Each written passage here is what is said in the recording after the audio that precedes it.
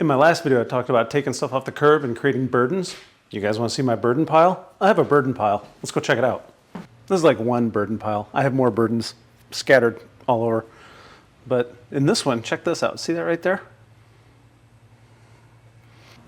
I rescued that in 2015, and when I grabbed it, I was told that it was from a slaughterhouse in Chicago. And come to find out, it is not from a slaughterhouse in Chicago. It was like an ironing board table or something. So after sitting on it for 8 years, it's time to make it be a table again.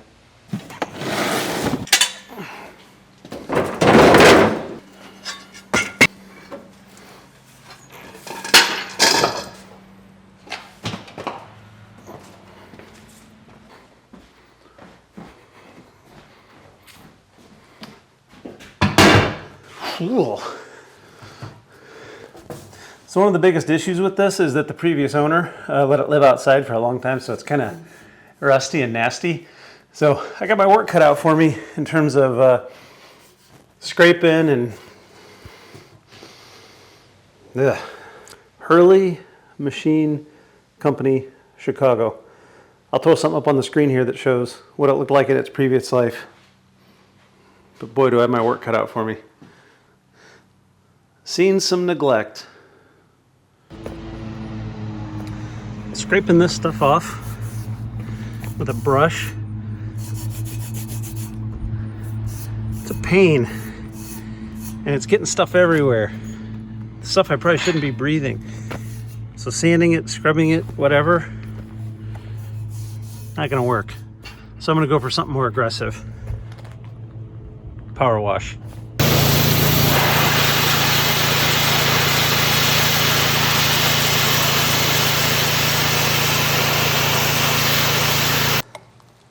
I think you've heard me mention these beams before. The guy who built our house asked me if I wanted them. He works at a foundry, and they're part of a pallet that, I don't know, 1 million tons of steel came in on. And I said, sure, I'll figure out something to do with them. I knew right away I was going to make a table. I was going to use these to make the tabletop for that other thing that I've had forever. So this burden and that burden come together to become a solution. Just took me a while. Sorry for the wobbly ride. These things aren't exactly straight. They're going through the planer next.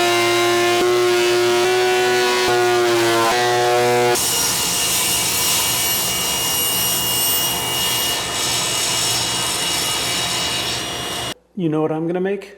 You gotta make biscuits!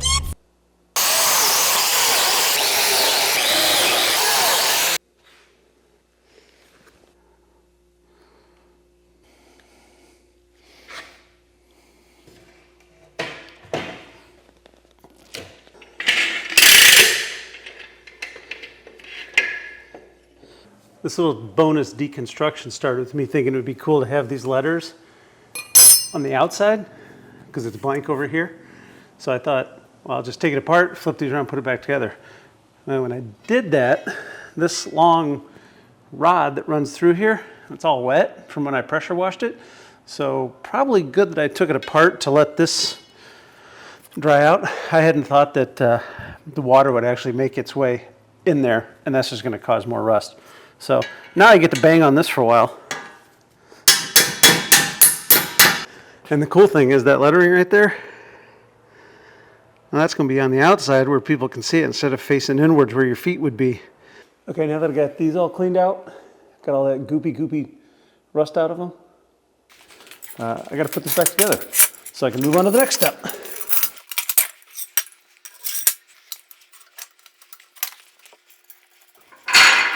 These old wheels are garbage. They spin, but they don't pivot at all. So they got to come off. They're going to get replaced with these that do pivot. And they're red, and they're going to be easier on our floors down there, and they lock. So these come off. Dong! Gotta make a hole for the wheel to go in.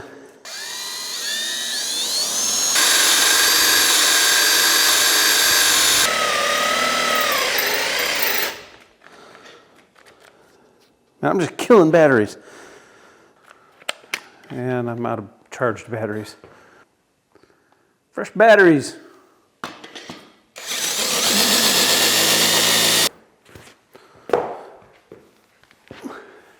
That's right. I put a mat down. Wait till you're 50. Your knees will hurt too. Okay. This part right here, I'm going to tap the thread for this. Tap a thread. And this stuff always amazes me because, like, most of the time I work with malleable stuff like wood, and I feel like you can bend wood you can break wood, you can dent it with your fingernail, you can easily cut it, but metal,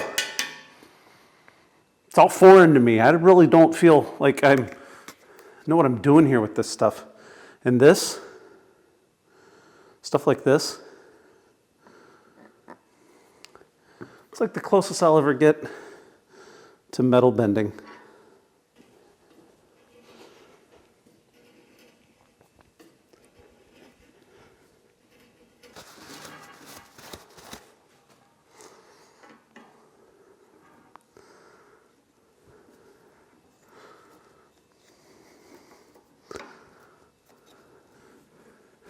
Good job, Twinkle Toes.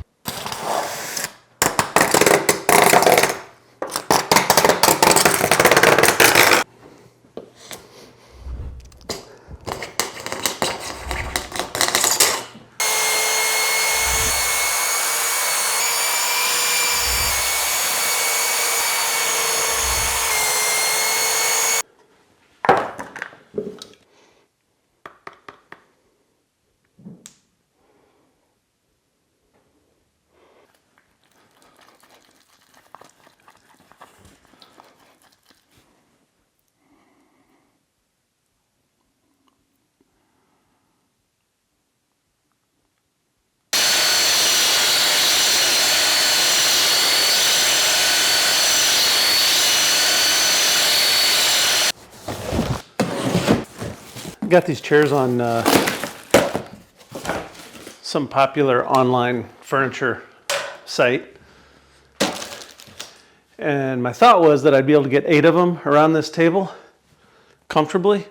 And my wife is a little bit skeptical. But I'm gonna put some together and kind of just do a mental check-in on how many I can fit around this table. I mean, the table's already the size it is. I'm not futzing with that anymore. So maybe it's 8 chairs around the table. Super cozy.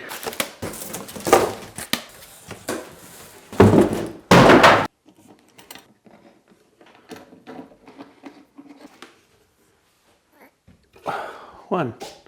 All right, so if I can get 1 chair on each end, and then 3 on that side. I mean, yeah, there's plenty of room because 5, 6, 7, 8. Boom. And then you eat your food.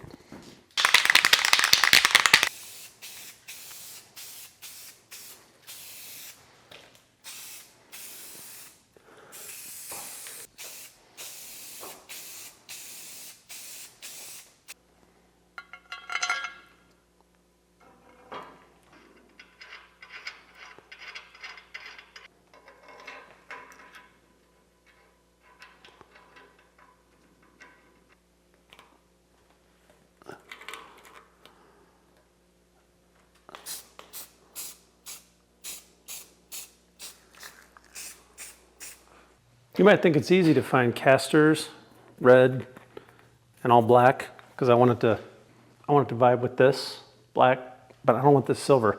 So I'm gonna try something never tried before. I wiped this down with mineral spirits to get any like the oils and stuff off.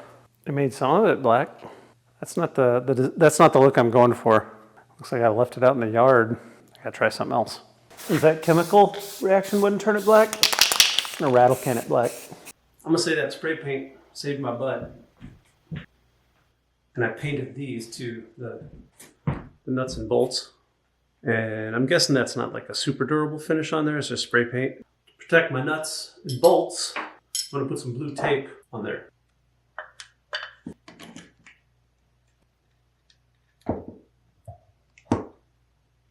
Would you look at that? Didn't scratch any paint off the nuts and bolts on either side. But the important thing is we've got a black and red caster. I've legit never used this before.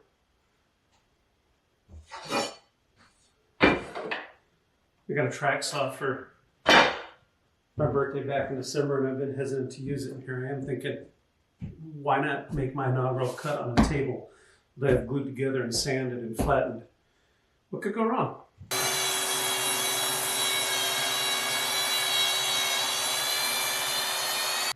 I'm in love. Seriously, this thing is amazing.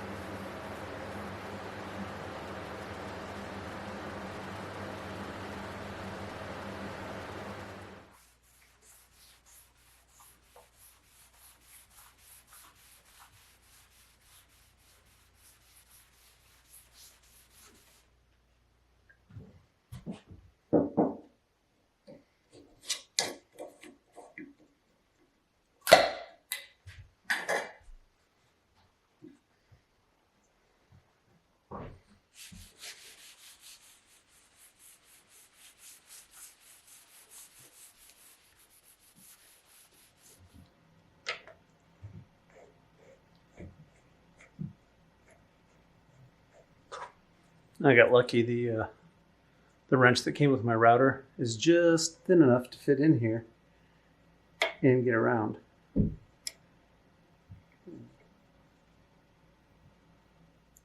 Hey look, tabletop's in place. Okay, so the table's not completely done. There's one more thing I gotta do, but that happens under the table. Join me, I know a shortcut. And just like that, we're under the table. For any expansion and contraction type stuff, you can tell how big the hole is by how big it is. And this screw is smaller and it'll go in that bigger hole pretty easy with room to move.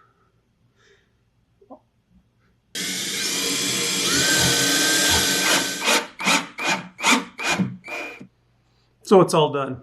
Do I love it? Not really, no. Turned out a little more country than I expected, but it's pine. You're gonna get pine results with pine lumber.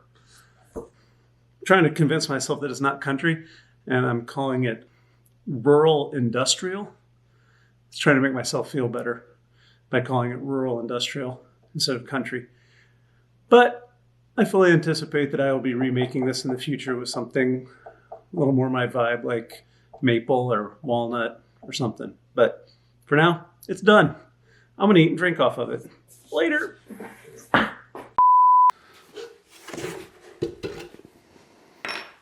So one of the biggest issues with the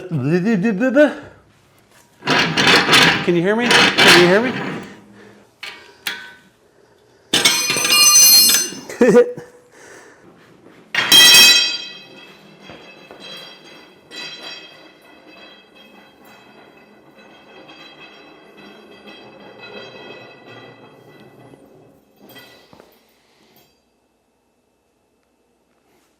We'll try that again.